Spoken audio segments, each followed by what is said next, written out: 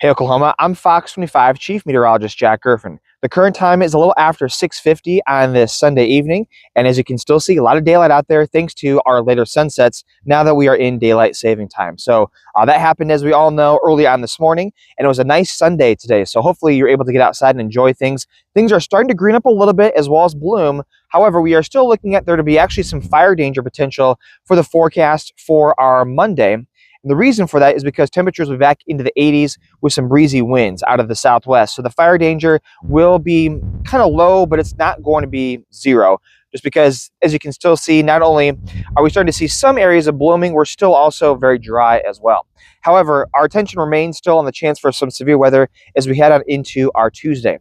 There's going to be a lot of instability to work with because of how warm and how humid it's going to be across the state on Tuesday. Temperatures will be in the 80s with dew points in the 60s. So that's going to be very conducive for thunderstorm development. And there is a dry line on the west side of the state with a cold front coming on in from the north. However, much of the activity might get going early on in the day, so potentially morning into the early afternoon.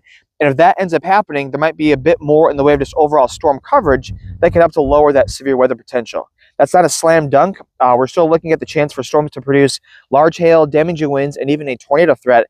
But the sheer number of storms that are out there for Tuesday might actually help to lower that severe weather potential. We'll keep an eye on it.